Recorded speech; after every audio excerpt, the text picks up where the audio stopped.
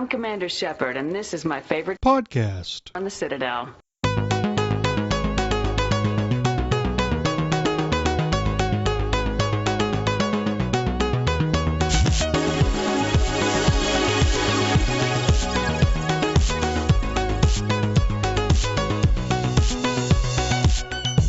Welcome to Andromenerds, the #1 podcast, Mass Effect related, on the internet. And BioWare. That's true. Yeah. My name is Minius of Minius GC, and with me are my co-hosts, Tucker from Mass Effect Follower. Hey, everyone. That's close enough. And the one and only BioFan. Hey everyone, BioFan here. Apparently, my intro has more zest than Tucker's. It does. we do have a fourth picked up, by the way. We have repeated technical difficulties. It's very difficult to get everyone working at exactly the same time and not have technical difficulties. I didn't know that until we did the show. I mean, I had some technical difficulties. My computer was in the shop for a while. Technically, we were totally fine until Tucker had computer technical difficulties. Which is why there hasn't been a video on Mass Effect Follower recently and such, but getting all back into the swing of things. I think you're fine. I think you're totally fine. Anyway, Andromenerds post every week, now a bit earlier for our European friends, Thursdays at noon Pacific, 2 p.m. Central, 3 p.m. Eastern, 8 at night in the UK, and 9 across most of Europe. If you'd like to contribute to the show with a question or topic suggestion, email us at andromenerds@gmail.com. Yeah! And normally, we start the show off with a topic, but this show is all questions. Yeah. Why is it all questions, Tucker? Well, each month at Mass Effect Follower, we have a giveaway of Mass Effect Andromeda on the winner's choice of platform. And for this month, as a way to bring views and promotion to Andromenerds, I made the giveaway. People had to email us a question at andromenerds@gmail.com. And because of that, we've had over 500 emails. I think it was actually somewhere around 700 when I was getting the final count. Woo! By the goddess. By the goddess. And because of that, we might not have gotten to your question. There were a decent amount of repeat questions, kind of surprisingly, and not surprisingly at the same time. There were some repeats, so I just kind of grabbed the first person that asked that question, and also... It's random selection, Tucker. And also, I did not take questions of topics that we've already gone over in the podcast. Just say random selection, Tucker. It makes it super simple. The questions are RNG-based. So that means, is there anything I should know? You have unread messages at your private terminal. Hey, Kelly, what's up, girlfriend? Oh, you have unread messages at your terminal. Oh, I'm Kelly. Why does your character have a slight Irish accent? I don't know. Yeah, you got some unread messages at your private terminal? All right. So the first one is from Siona Larson, and this person asks, what do you think about the possibility that some of the older races had already sent people to Andromeda and we will meet their ancestors? Please no. You don't want that? Like maybe the previous races that in previous cycles. Oh, you mean from previous cycles? Yeah. Oh, okay. I thought you were talking about Protheans and other peoples. I don't know. Yeah, maybe. I think it might depend on if the people from the Milky Way are really fleeing the Reapers, because then there would be a kind of connection there. But I don't think they... Okay, well, two things. First of all, I think that those races would distract from the current races going to Andromeda and the new races in Andromeda, so I don't think that'd be a good narrative move. And then also, I honestly don't think we can possibly be fleeing the Reapers. We can be fleeing the Collectors, though, because that's soon enough before the Reaper invasion, before a gigantic fleet of intergalactic ships would be leaving. And I'm pretty sure if the Reapers were around, they would all get destroyed and stuff before they made it out. Well, you can flee the Reapers before the Reapers show up. Yeah, but then I mean, what, are you going to flee the Collectors? Oh no, Collectors! Well, I mean, it is a mostly human mission, and it was the human colonies that were getting attacked and kidnapped. Well, kidnapped, I say with quotation marks, so they didn't know what was really going on, by the collectors. So, like, that would kind of make sense. But, because we know we're leaving prior to the end of Mass Effect 3. And it has to be, like, prior to the beginning of Mass Effect 3. Otherwise, good luck getting out. Yeah, we'll find out. I think that you were right in saying that the focus needs to be on Andromeda, and calling every single callback to the Milky Way is going to take away from that. Exactly. Well, I mean, if it's the previous races, like there are races that we know the names of, but we know nothing of, like the Zeoth, the Thorion, things like that. We really know nothing about them. I mean, that would still bring in anything new that isn't an Andromedan race would distract from the Andromedan races. I think it could go either way. I think it'd be really neat, or it could distract, and it might depend on the storyline. But I'm kind of siding with BioFan here. I think it might be a distraction, unless it was like at the very end, like some hidden twist at the end had to do with that. That might still work narratively. But I think if you were to draw focus, it wouldn't work in their favor. I mean, it'd be cool, but it just wouldn't work in their favor in this circumstance. You mean if it was brought on immediately, like, oh, you guys came from the Milky Way galaxy? Oh, yeah, that's where we're from. Yeah, that's not impressive at all. Yeah, then that would kind of take away from it.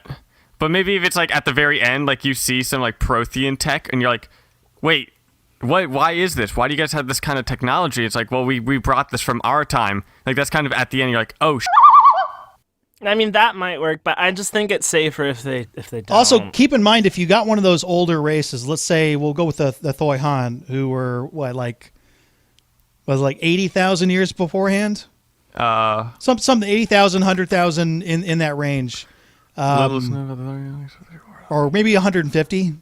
Doesn't matter. The only information we know about them is a war that they had against the Inusanan. However it is, at 127,000 years ago. It's 127. Okay, I do not know my years. For those that are less savvy and have no idea what you guys are talking about, would they be pre? It's the cycle before the Protheans. Pre-Prothean. Okay, so it's yeah. So it's 2 cycles ago. Okay. Yeah, the cycle before the Protheans. No, that was the Prothean cycle because Javik talks about them. No, he talks about them because that's where they learned their technology from, is from the So Anusanan. it was the Protheans for the Protheans, yeah, the Anusanan were the Protheans for the Protheans. Ilos is supposedly the Anusanan homeworld, and those little statues there are Anusanan. From that. That is at least the main theory. I don't believe that is officially confirmed, but it does look very good. Well, that's just complicated. Yeah, but anyway, my point all the way back to the beginning is that if they're one of those races that left before, then they're going to have like 100,000 years of technological growth on you when you show up. Well, yeah, and that would kind of do the thing of the only way it would fit is if it was the Remnant, where they, had an additional 50 to 80,000 years of technological growth and then died off. And technically, the Remnant would have like a billion years because they don't have Reapers over there. So maybe. Yeah.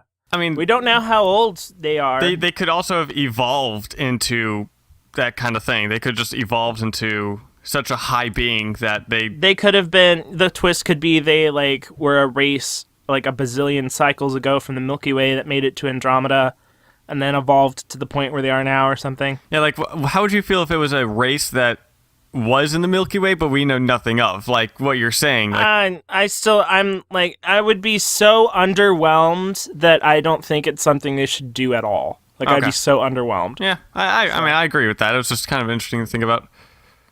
What's the next question? I think we need more story details. Yeah, definitely. Exactly. All right. Mike Sheed says, on N7 Day, if you got the chance to see the one thing on Andromeda you most wanted to see than anything else, what would it be and why? Now, let's not say gameplay and stuff, because we all know that's what we want to see the most. All of the hair options in the character creator. Oh my god. So, do you want to see kind of what the character creator looks like? If I got to pick one thing, it would just be the hair in the character. Oh man, I am glad you are not designing this game. Just hair. Hairstylist 2001. Can't wait for the Mass Effect DLC when it's different hairstyles. Instead of a Renegade interrupt, you can do a Beyonce-style hair flip. Your hair just like whips him in the face. Just hair, like whip him in the face with your hair, yeah. I want to see Turians.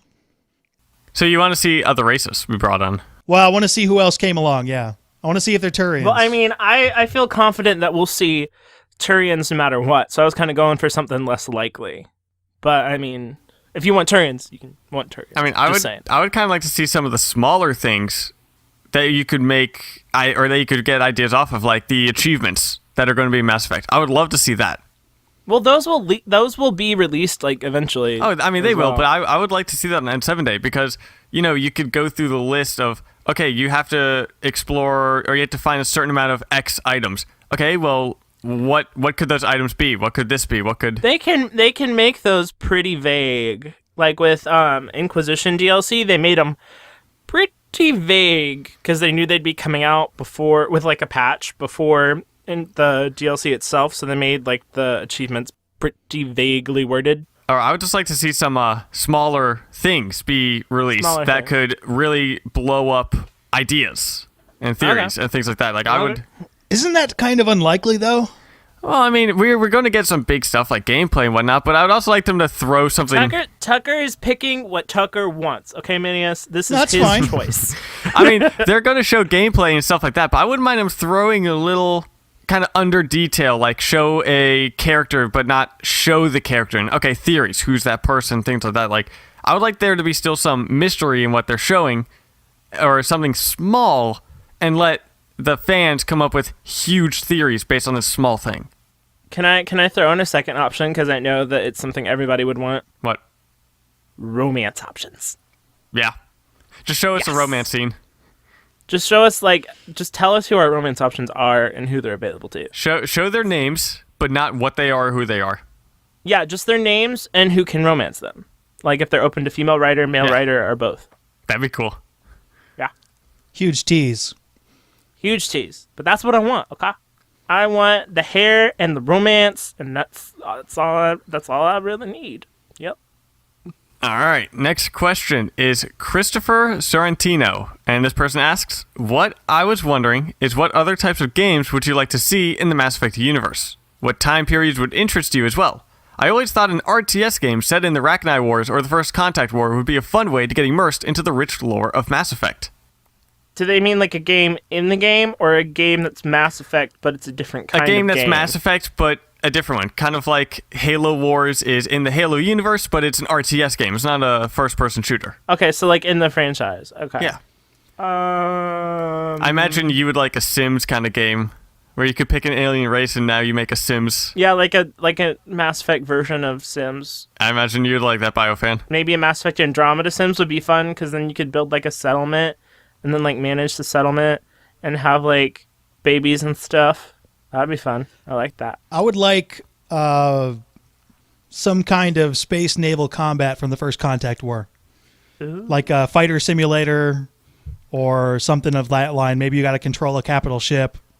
Kind of like like a flight simulator or something. Something like that. Yeah, there are not nearly enough games where you control spaceships. That'd be cool. I mean, like this person example, I love RTS games, so I would love one with like the First Contact War, where you're in control of the humans and you have to defend and rebel or defend and push off the Krogan attacks, or not Turian. Has there ever been an RTS game exclusively in like a full-on 3D space, more than 360 degrees? Where your fleets you can get attacked from above or below or from the right. Oh, well, yeah. I mean, there are RTS games where you can have aerial troops and whatnot. Well, that's still like more of a flatter plane. I love RTSs. I love them. I also suck really bad. So I'm gonna do what I'm now calling pulling an anima. What does RTS stand for? Real-time strategy. There you go. Have you ever played like Red Alert or like the Command & Conquer series or Total War or Halo Wars, anything like that? Yeah. Yeah, I knew what it was. I just was making sure, because I'm sure other people listening to this didn't know, so I'm calling it a pulling an anima. So okay. In case people weren't sure. It's I've really been getting into XCOM, so because the new one is coming out on console. Yeah, that's not a real No, that's turn-based. That's turn-based. I love turn-based strategy games. I love a turn-based one, like kind of maybe a horror-esque. You have to defend Earth from, like, maybe you're defending Earth from the Reaper attacks while Shepard is out and doing stuff, and now you have a turn-based kind of thing, similar to XCOM, against the Reaper forces. Just while you're talking about XCOM, because quick recommendation, if you haven't played XCOM because you don't have a great PC, now it's out on console, go get it. Oh, it's phenomenal game. Fantastic. Just like Mass Effect, your choices matter in that game. Have you guys ever played Enchanted Arms? It came out on like the 360 like an eternity ago. No, I have not. Okay. I haven't, no. Well, that was a really good turn-based combat RPG. Just throwing that out there. I like the turn-based. I kind of like it when games, franchises branch off into other genres and try it out, like Halo Wars with Halo. One thing that would be interesting about that, though, is now that Mass Effect is moving to Andromeda, do they want to go back to the Milky Way? I think the Milky Way's done. I think we're done with the Milky Way, aside from a Mass Effect remastered. Well, I mean, at least in that, the story point where we were, I mean, again, maybe something about the First Contact War, but there is that theory going around of... It's really touchy. The whole Milky Way deal, it's really touchy. I mean, there is that theory going around that the opening of Mass Effect Andromeda is going to be the First Contact War. I don't think it'll be the First Contact War. It opens in the Milky Way, though. Wait, how would that work? I'm not familiar with that theory, because that... Is our, like, grandpa in the First Contact War, and something well, the theory is... goes to us or something? The theory is that, similar to Assassin's Creed 3, you're going to open up playing as the father in a different timeline. So you'd be playing as the father during the First Contact War. And I actually think that from a story point, that'd be really, really good, because... He's for sure in Andromeda, though, in the trailers. Well, yeah, but I mean, it doesn't mean he dies in Contact War. They could change the lore up for the First Contact War, but the First Contact War, mostly a naval battle. Well, I mean, I just think there's small commando ops on the ground and rebellions and stuff, but basically the Alliance fleet drives the Turians out of the system. Yeah, and that's what the tutorial would be like, is the tutorial is a but there's actual no contact fight, not a naval fight. That didn't happen very often, but yeah, maybe. But I think that would... Okay, so how many years ago was the First Contact War from Mass Effect 3? About 30. 30? Okay. Yeah. Then I guess our dad could fight in the First Contact War, technically. But I think that if that is true, that would be a fantastic thing, because, you know, you're opening up the game with the First Contact War of humans fighting against the first time they're meeting aliens, that you're getting into this fight. And then it would kind of replicate itself when you go to Andromeda, is you're opening up the game, fighting against Turians when you first meet them, because you're scared, you don't know who they are, they're fighting you, and you're trying to defend yourself. And then you go to Andromeda, and the same thing is happening there. It is their First Contact War. So I think that would be a really good thing from the story point. It'll have to match the First Contact War. The First Contact War is very specific in why it happened. I do not know if that'll match, but it could work. It could work. I'd rather they focus on the Andromeda part. I agree with that. Yeah. Well, yeah, but I mean, you got to have a tutorial somehow, and so why not? Yeah, well, our tutorial can be in Andromeda going to the first planet. So and whatnot. I believe that Aaron Flynn literally said the game starts when you arrive. That is a direct quote. The game opens with you leaving. Well, that's the game. Do you consider the tutorial to be... I don't consider the tutorial to be part of the game. I consider the tutorial a skippable kind of part. There will be a brief clip of you leaving Earth. I don't know if that's... trailers. Well, we'll see. That's a direct quote from Aaron Flynn. It's in a Sony stream interview. It's not as if it's... It can be literally 5 seconds of us leaving for Earth, and then immediately we're over in Andromeda. That's a really lame tutorial. Or maybe it's, I don't know. Well, it's in the game Press the somewhere X where we're button. leaving Earth, because it was in the trailer, and everything in that trailer was in game. Press the X button, go to sleep. Sleep. All right, game starts. Well, I mean, it could be like a flashback of like... Press the F button to pay the respects. game could open like with us arriving in Andromeda, and there's like some talk and like maybe like a visual flashback to leaving Earth or something. I don't know. I think it's way more interesting to start the game. You wake up you're in a really brand new area, figure out what your surroundings are immediately. You're in trouble. You're missing some ships. You may not have enough people to survive. Just start right there, right in the action, as opposed to stretching it out. But I'm just thinking of the tutorial is, you wake up, it's just like someone waking up from a sleep and you're groggy and, you're playing as riders, like shambling over to the kitchen, making eggs, like press X to crack egg. So you're just making eggs and stuff and slowly kind of riveting waking intro, up. Tucker. I'm just thinking of like, that's the tutorial. Sounds like Metal Gear Solid 4. Yeah. Or what was the other? What was that PlayStation game that was extremely cinematic? I wonder how they got the egg to stay fresh for several hundred years. That's the real question. Are you thinking here. of Metal Gear Solid 4? No. You sure? Because they cook eggs like every intermission scene. No, I'm thinking of it's like one where there's like a 4-hour tutorial in the game. It's can't remember what it is. Guys, the real question here would be how did they get an egg to stay fresh for 700 plus years? It was in the cryogenic thing with you. Yeah, problem solved, man. Cryogenic eggs, that sounds Heavy delicious. Rain, that was it. I heard Heavy Rain has like a 5-hour tutorial. Well, the whole game is like a quick time event thing, so I mean, okay, what's whatever. the next question? Next one is Hector Ortega, and this person asks, since the basis for Andromeda is the game colonizing misreading that. Since the basis for Andromeda game is colonizing a new galaxy, how do you guys think communication, if any, back to the Milky Way galaxy will be made? None. So you think they're just going to send them without any, hey, maybe they should communicate us if it works? None. Well, here's the issue with even that. Even if they did, the fastest transmission they could send would be probably speed of light. They can travel faster than speed of light to get there, but probably sending a message, I don't know that they could do faster than speed of light, and speed of light would take 1,000,000 years to get back to the Milky Way. Let's say you're fleeing the Reapers, and you're like, hey, we got here, we're safe, and the message goes to the Reapers. They're like, hey, check it out, those guys got away. Maybe we should go kill those guys. Hey, Reapers, we're over here. I like to imagine the Reapers are like, all right, we wiped them all out. Hey, what's this message we're getting? Oh, they're in the Andromeda Galaxy? Oh, let's just take a right up here. We'll get there in 20 years. We got this.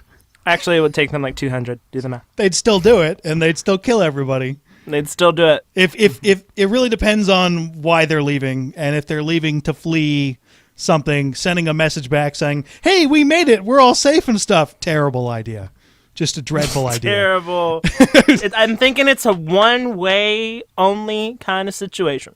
It's just like as trying to escape a killer, and once you get a mile away, you set off an air horn, and they got a motorcycle and you're on foot. They're in the Andromeda Galaxy. Oh man, we just gotta take a right at the Armstrong Nebula. It'll be just right over there. We can almost see it. I love that. What's the next question? All right. Skippy the Clown says, at the end of That is a beautiful name. Yeah, I got that one and I think 2 others that aren't actual people's names, or at least I don't hope they are. That Narwhal Nachos one from last time.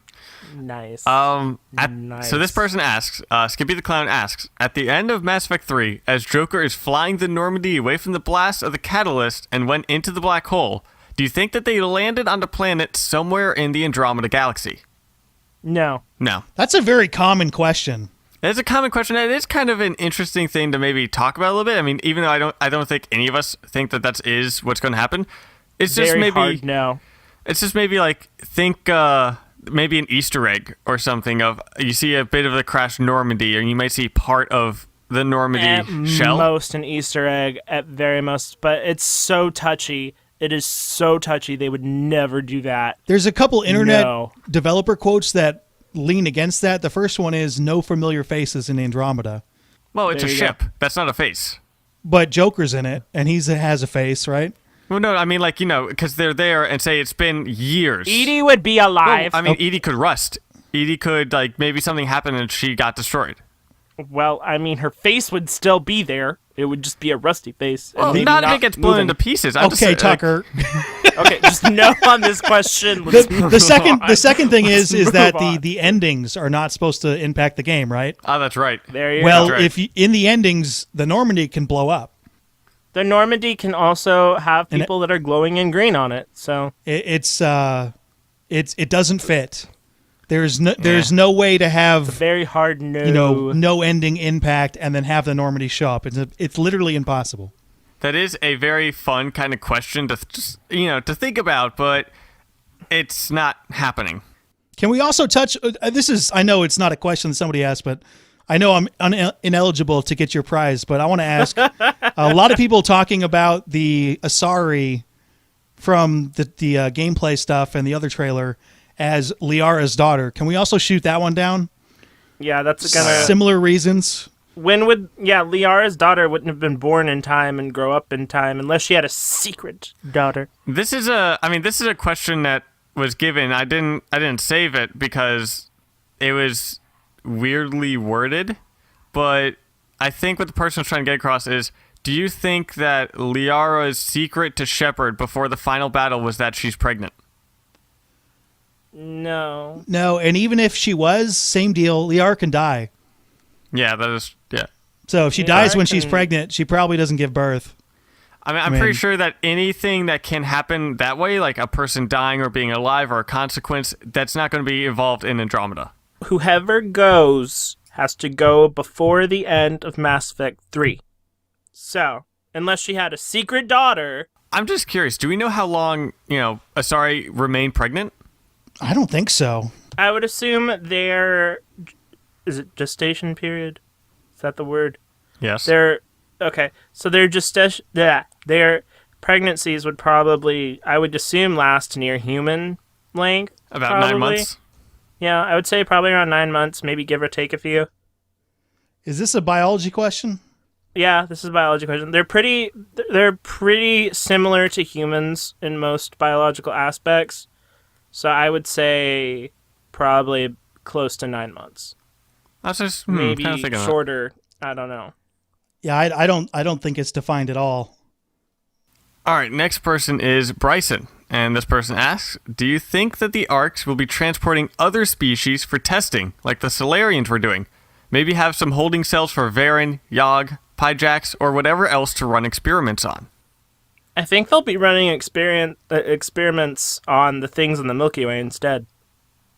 You mean the Andromeda galaxy? I mean, okay, guys, it's been a long day. I mean, in Andromeda. I don't know. I think that maybe if they were working on experiments maybe they were working on an experiment on one of the creatures about improving health.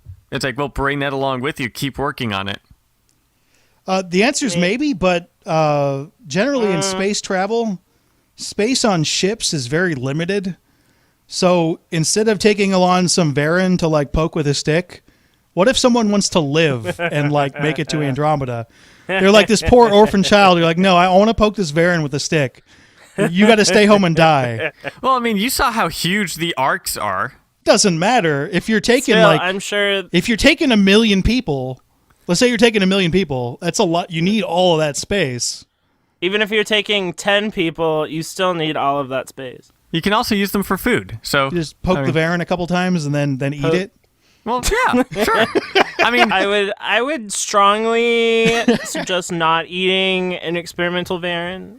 I mean, to be fair, they know that they can eat that. They're not sure of what they can eat in Andromeda. I'm pretty sure they're confident they'll find food in Andromeda. I think that's a pretty safe bet. They had Varen skewers at the Mass Effect New Earth press day. I still have yet to check that out. I still want to go try that, but it was beef, but it was very good. Obviously, so it wasn't real Varen? Surprising. It wasn't real Varen. Pre-order canceled. I'm shocked. They also had like Asari iced tea, which was the blandest tasting like flavored water ever. That was disappointing. With blue food That'd been awesome color? if they had that Drell alcohol. Yes. They had no alcohol. I do still want to check out New Earth. I have yet to do that. It's fun to be there. It's definitely fun to be there. They released the entire video online, and I think that might have been a mistake because it does not translate at all. It's a bit like watching I watched the video. IGN put it up like when it opened, and I was like, I'm not not impressed.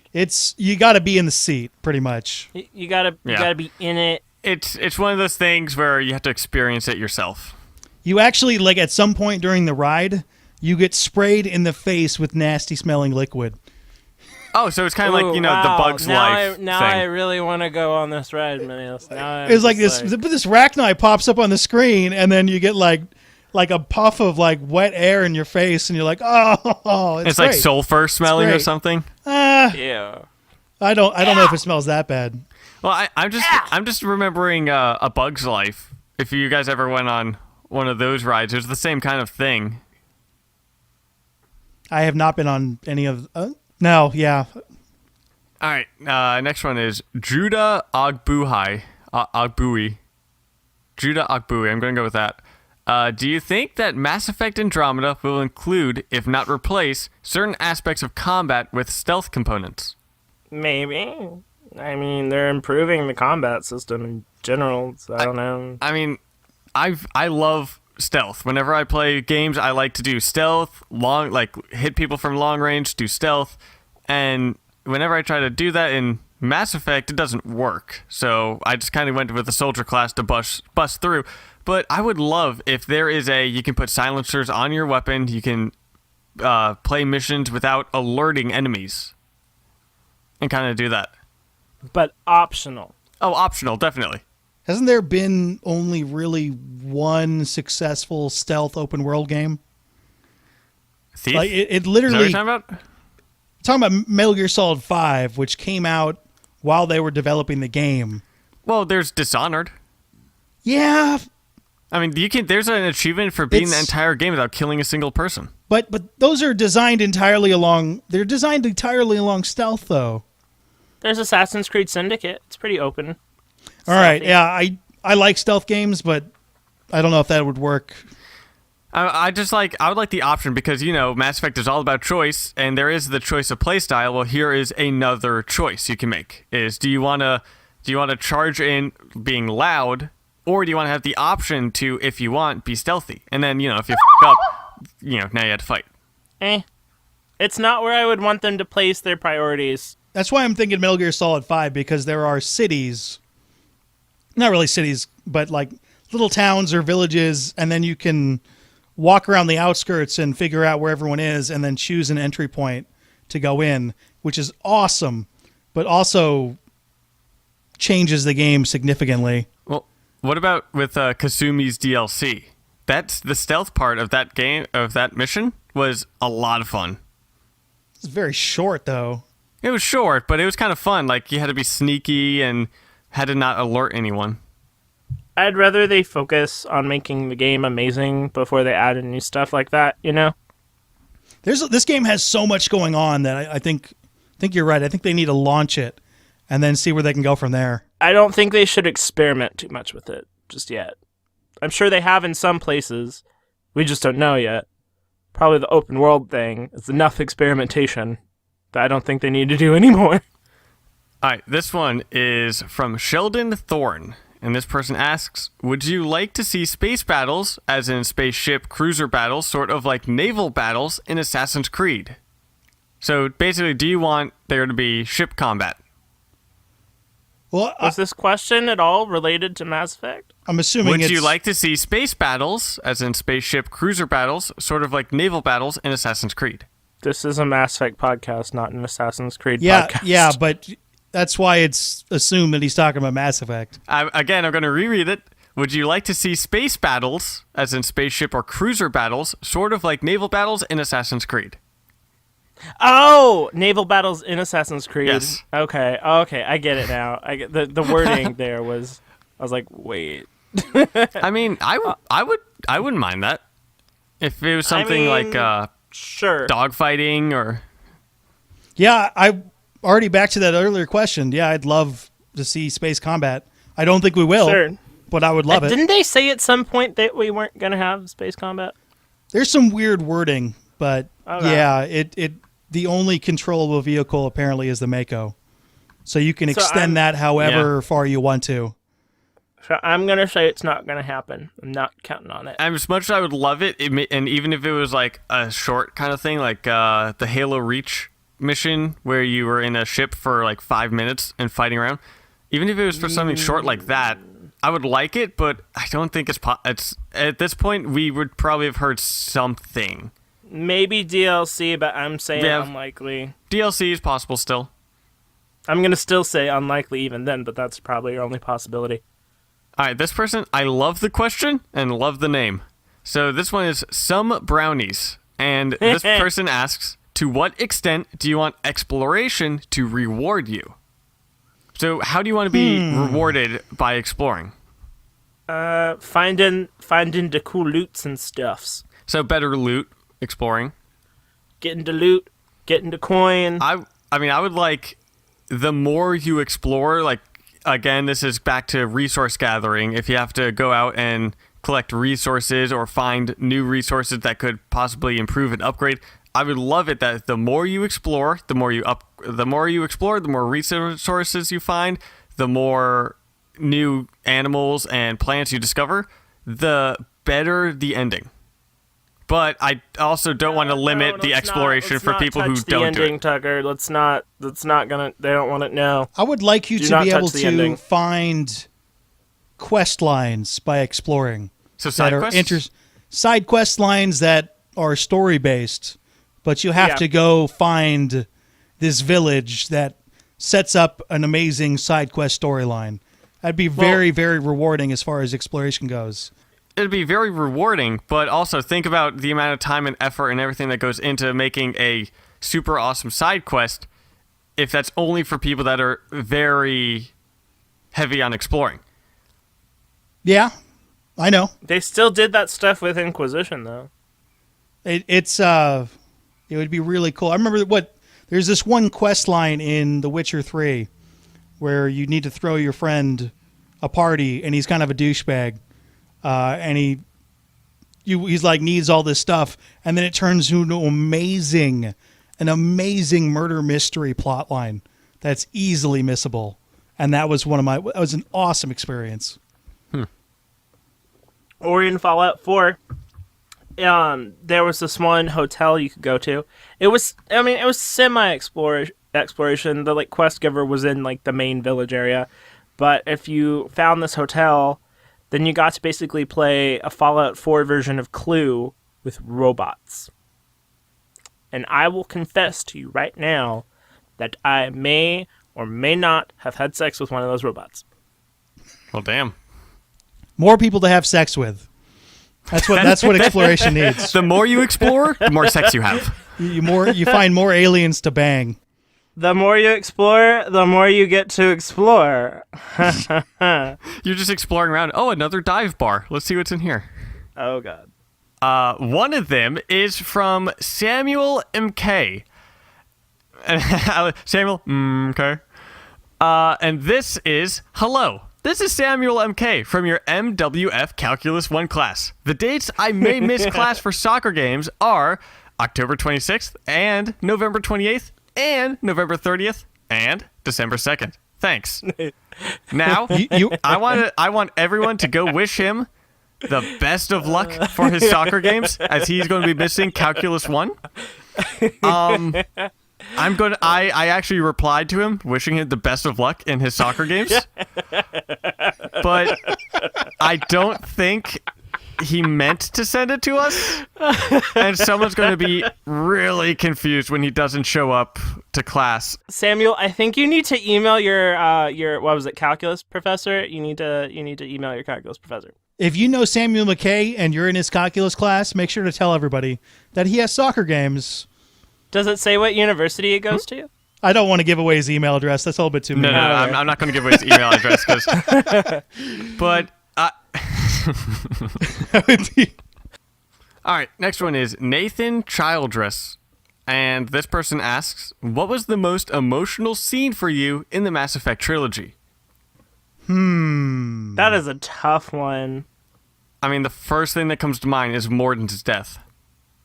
Oh God. Especially if if you're doing Paragon with him, you don't try to shoot him when he's up there and he's you can see that he knows he's going to die. But when he releases the cure, right before he dies, you can see he's smiling. He's happy. You can see him breathe I have fixed everything wrong that I have done. Getting hit with the feels over here. Oh. I don't know if I can top that. Yeah, I don't think I can talk that. The one line is, I would love to work on seashells. That was an emotional one. Patrick Weeks.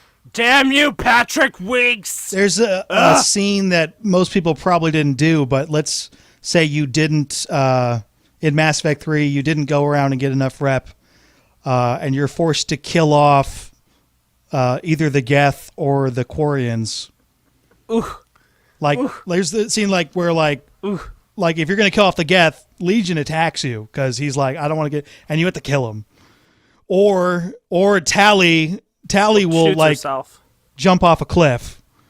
And she'll shoot herself and then fall off. She takes the nesty plunge. No, she just jumps. And she shot herself. No, okay. she takes off her mask, looks at you, and I mean you don't see her, but you can kind of feel the emotion there, and then she just falls off the cliff backwards. They're tough to watch. It's not necessarily if you don't have the resources. This one time, I made this huge mistake of saving a bunch of people instead of one important person, and then I couldn't save both the Geth and the Quarians, even though I had like a ton of resources. And there's when Legion is dying, he asks, "Does this unit have a soul?" And Tali tells him that yes, this unit does have a soul. Both of those scenes are really rough. Or there's also this is emotional, but kind of a different thing of the opening scene of Mass Effect 2, seeing the Normandy being blown up and then all your crew members dying, and then the DLC of the Normandy crash going where it goes around just the flashbacks of all your crew members. And yeah, that's kind of hit or miss depending on people. There are people who really don't like that mission. I mean, that is hit and miss, but I mean, that is kind of with the opening scene, you see the Normandy blowing up, and especially if you were a big fan of the first Mass Effect game and you're going right in and it's blowing up, you're like, oh, like my crew is dead. Like everyone that I now know is dead from that. Oh, the whenever you have that like final talk with your romance option before like the final mission to the beam, that always gets me like right in the feels. Or when in the extended cut, like your other squad mate carries your love interest onto the Normandy and like you have that final goodbye, like feels. Oh, what about Anderson when he dies? I'm not counting the ending. Well, that was rough. That's true. You kind of have a man crush on Anderson, but you're correct. That got me a little bit. Yeah, that got me a little bit too. It was kind of delayed though, because like he gets shot and then he's kind of stumbling down around for like a good 10 minutes. What about Thane? So, I mean, don't hate me, people. Thane had an awesome death. He had don't hate me, people, but Thane kind of had a cool death. If you romanced him, then it was pretty emotional. I mean, I liked Thane more in Mass Effect 3. I didn't really like him that much in Mass Effect 2. That's don't what hate me, listeners, but like... That's what you're talking about, right? The Mass Effect 3? Yeah, when he gets killed by Kai Ling. He had a cool death. I wasn't That's sad. like, it's more along the lines of he was going to die, and he got to die in an awesome way, as opposed to dying slowly. He died with honor. He got to die in a really noble way, instead of in like a hospital room. Going after a Reaper-enhanced assassin and preventing him from getting to his target. And And how badass is Thane at the fact that on his deathbed he was able to go toe to toe with a Reaper tech infused assassin. Yeah, he's badass. In karate fight. Yeah. It's like he is on his deathbed and he's able to toe fight that thing. I'm realizing a lot of the very emotional scenes I'm thinking of are all from Mass Effect 3. Not counting the Mass Effect 2 one, but again, what about Reapers invading Earth and you have to leave Earth, like right in the beginning of it? Yeah, but I mean, we knew that was happening. Well, yeah, but it's still like you're seeing Earth being destroyed. That leaving Earth soundtrack music. Oh, yeah, that too. That, no matter where you put it, you could put it on like a funny cat video and I would still cry. But still, my vote goes to Morden's death. Morden's death. Yeah. Saddest moment ever. The other little minor thing to bring up, because I know people are thinking it, and we've talked about this on the show before, the Elcor asking you to save his people thing. It's just it's just a couple words. You don't get cutscenes or anything like that. But you're right about Mass Effect 3 having your stuff.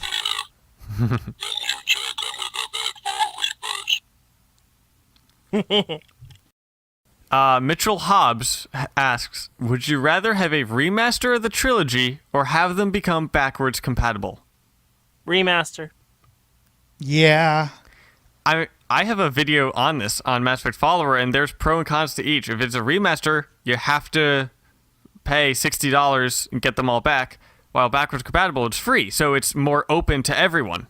I'd rather pay for the remaster and have like a prettier version. I mean, I would go with remaster too, because that would also open up the availability for people on PlayStation 4. Yeah. Because they don't have backwards compatibility. It'd be more available for everyone. Well, there's a chance they could put it on their streaming service that they got. It wouldn't be the same. No, it wouldn't be the same. But I would rather a remaster, but I can also, I mean, there are also definitely some pros to backwards compatibility, which, you know, they don't have to divert a lot of time away from Andromeda to make it backwards compatible. And it's free. It would be free for all those who have Mass Effect 2 and 3. I think they could just kind of like hire on a specific team or kind of like hire it out to someone else to just do all the graphics. Because all the lines are there, all the dialogue's there. If you want to see what that looks like, look at the Master Chief Collection launch. I mean, they gave that to another company to do. I could go either way. I don't feel strongly about this subject. This one is YouTube, a bit more personal to us rather than about Mass Effect. Dakota Toner says, how did you all come to doing the talks about Mass Effect games? How did y'all start out with your YouTube accounts? I started out on the BioWare forums because I played this thing called Dragon Age Origins, and it was like the best thing that had ever entered my Xbox, ever. And I started out kind of on the forums, talking with other fans. And then I met some fans that just happened to be YouTubers, like Ability Drain, and that kind of got me inspired to start doing YouTube videos. All right, Minius, what about you? I always wanted to do videos of some kind, and I started getting into watching YouTube pre-game stuff, and then the big Reddit leak hit for Mass Effect, and I was like, man, I love Mass Effect so much. I should try doing something like that.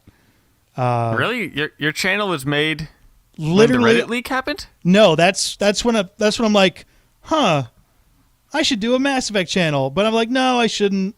Yeah, I should. No, I shouldn't. So a couple months later, and it took me a while to, like, I needed to get a new computer. I needed to get some equipment. I needed to pull stuff together. But that was the inspiration moment where I'm like, hey, I could do a Mass Effect channel related to stuff coming out for Mass Effect Andromeda. But the idea of doing videos is something I wanted to do for a really long time. I just didn't have the right subject. Oh, so, like, because I could have sworn your channel was older, so I guess it was, and you had the channel, you just didn't know exactly. No, my channel... I thought your channel was... My channel's not very old, no. My channel's like 3 years old. I think maybe you're thinking mine. I could be. Because I started up like mid-Inquisition development cycle. Yeah. I registered my channel name in June of 2015. Yeah, and I put out my first video on July 21st of 2015. Yeah, I'm looking at that right now. It's almost just pretty much a little bit more than a year ago. Where do you see where you started? What, like? If you just go to his channel and go to the oldest video, you can just kind of see from that. Although, to be fair, Mass Effect follower channel has been around for a while because we made a website. We'd never had any videos, so we didn't really start until late this year. But how I got into it was I was, after the Master Chief Collection launched, like a day after, I was brought on to Halo Follower as a writer, and from writing, I kind of started... in the chat, we were talking about a new branch of Follower, and Mass Effect came up, and I was very knowledgeable of Mass Effect, so I kind of pushed for that one, and that's the one that we made. And from there, we were making articles for that, and I was starting to learn how to make videos. So I was making videos for Valve Follower for a bit, and then went to make some videos for Halo Follower while getting Mass Effect Follower up and ready to be made into a YouTube channel. And so basically I just kept working over and over and over, and that's how Mass Effect Follower got made into a channel. And how I ended up on it was just dedication, just hard work throughout Follower. Dedication, hard work. This summer, after my freshman year of college, I started my channel. And then I'm now a senior, so that's like about 3 years or so, I guess. I'm actually my looking at My first video was a reaction to the Lead Them or Fall trailer for Dragon Age Inquisition. And there's a lot of old videos that are like unlisted that you can't see because they're so bad. I have a couple of videos that I'm like, oh, these are really bad, but I keep them up because they're funny.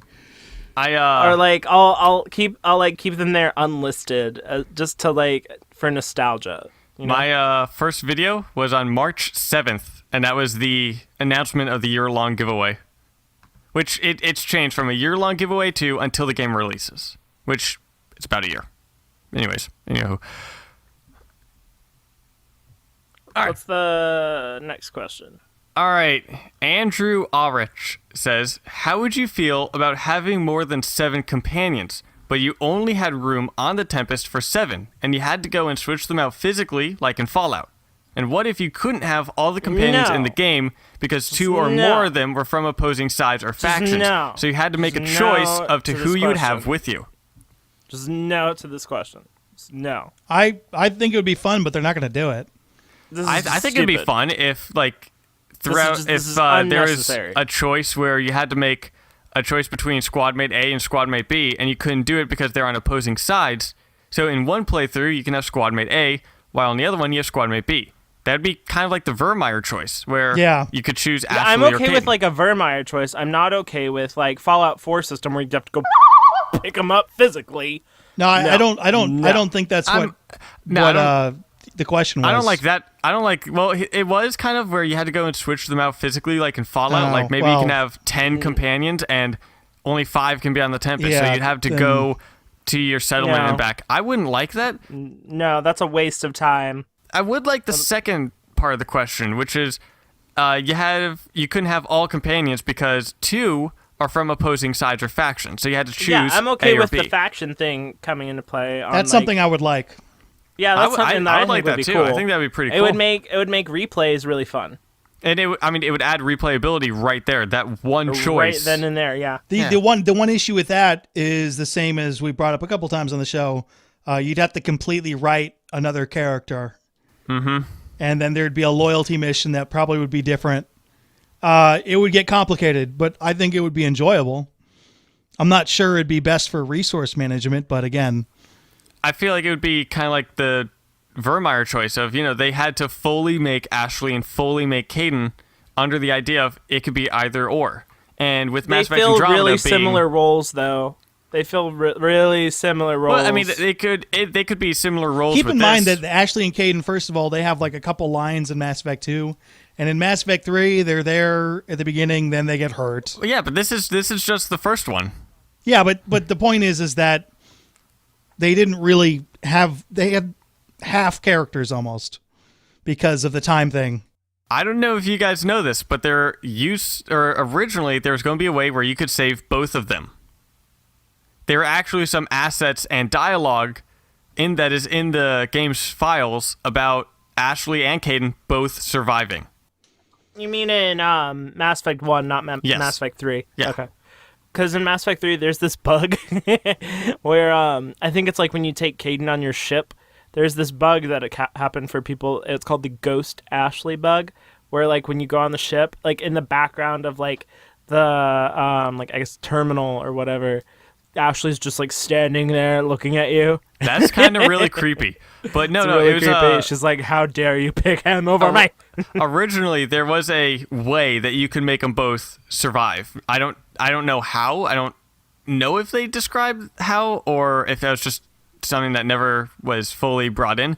But the original idea, there was going to be a way that you could make them both live. I did not know that. Which, I don't know if we talked about this before, but I want to kind of bring something up of, do you ever feel like you're playing Mass Effect wrong if none of your squad mates really die, except for the ones that you have no choice, like the Vermeer one of them has to die.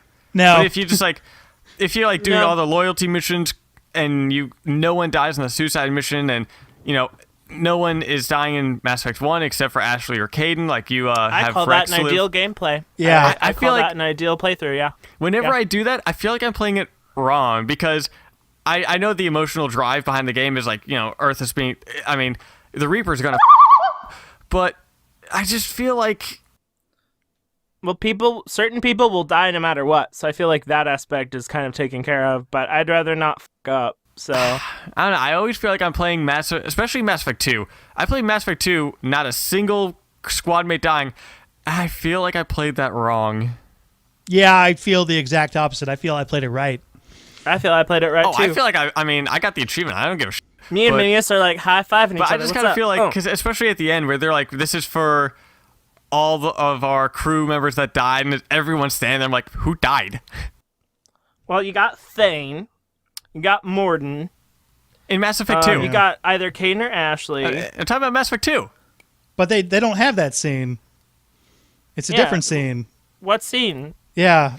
If In you have in Mass Effect 2, when they're attacking the collectors, like, this is for all of those that have died and stuff. It's like... Oh, that was the original Normandy crash.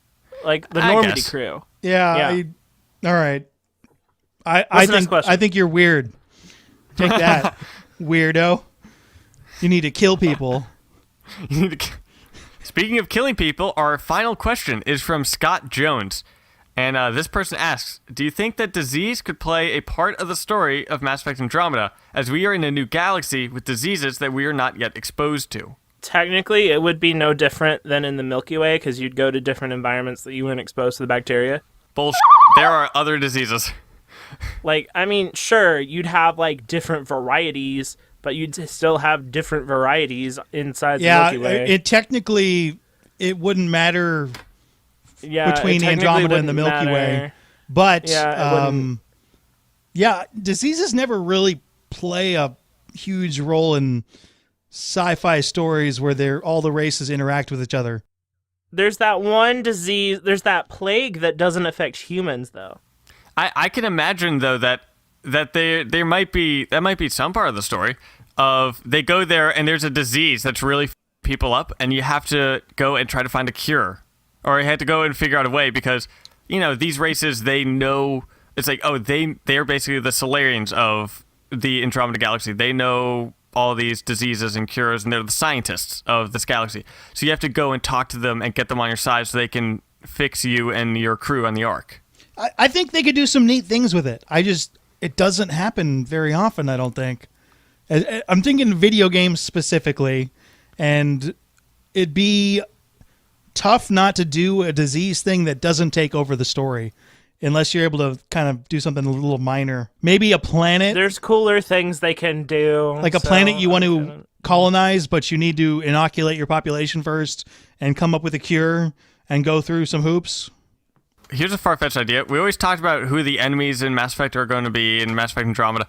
What if the real enemies of it is a disease that is killing everyone, and you have to try to work with the people in the Andromeda galaxy because they're having the same issue? You have to work with them and combine the Milky Way galaxy science with the Andromeda galaxy science to try to find a cure for this plague in the Andromeda galaxy. Sounds like a Lame. subplot. Sounds lame. Well, to me. again, I said this is a far theory. Yeah. I'm saying lame. I'm saying it's I don't know if it's lame. It's a video game. You need to shoot people in the face. They need to do something cooler than that. Well, yeah, but they're also always going for a new story, something that's not done. That's not done. So if they could really That would be correct. if they could really figure it out to make that It work, doesn't sound exciting at all to me. I'm very disinterested. I think it'd be really cool though. I don't know, just because it's not done. It's not With what they're trying to do with Andromeda, I don't think it's the direction they would want. I think we need more plot points. I think we need more plot. Yeah. We need more plot. We need more plot points. I do want to note, everyone, that you still send us questions. Definitely, we very much love talking about them. But after this episode, if you're listening to it now and you haven't sent an email, you're kind of already too late. As this was just towards the end of the month, for this month was the giveaway for sending us a question. But don't forget to come check out Mass Effect Follower, where on October 1st, we will announce how to enter that month's giveaway. We're still going to have giveaways, and go check out the channel, but this one specifically, it would already be too late to enter. September ends tomorrow, if you're listening to this. Yeah. And if you're listening to it late, then it might already be over. Yeah, so. But you're in luck because I have a giveaway that's going to be Andromenerds related. So listen next week for more on that. Sounds cool. So I don't know if everyone knows this, but we run YouTube channels that have videos on them. What? What kind of videos do you think people should watch that you'd worked on? Let's see. I'm pulling out some theory videos. We're going to be putting some of those, and we are having a new series on Follower, and it's going to be on Halo Follower, Mass Effect Follower, Destiny Follower, Star Wars Follower. It's been on Star Wars Follower for a while, but we're going to be putting a whole new series on all the channels. So come check those out, because I don't want to say what they are, because I don't know if Spoilers? it'll be ready by that time. Spoilers! I don't know if it'll be ready by that time, but definitely check that out for a kind of video that I think, you guys would love too. I imagine so, which it's going to be really cool. I just did a video about how the release date for Mass Effect Andromeda may have just been leaked inadvertently. So you may want to go check that out, because it seems pretty interesting. I do say so myself. Okay, the video that I want more people to watch is called Garrus Vicarian, Master of Seduction. I put it together. It's all quotes from Garrus. I laugh every single time I see it, and I spend a lot of hours on it. Come here often. I imagine anyone who does is probably an alcoholic. When did you put that one out? About 5 months ago. Okay, In fact, I'm looking at your recent ones. Yeah, I just love that video. I watched it again recently.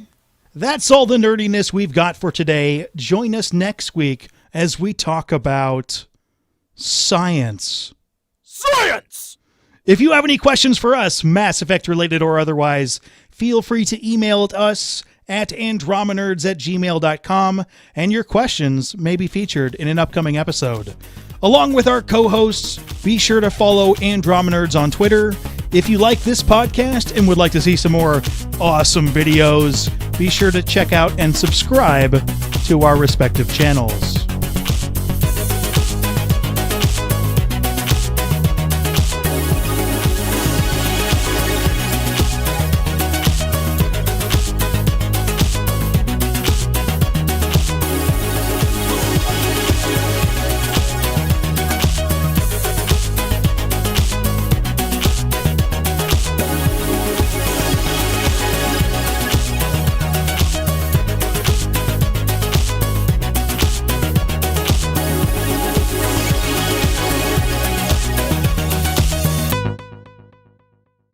I accidentally left the hinterlands at one point, and I got scared, so I returned.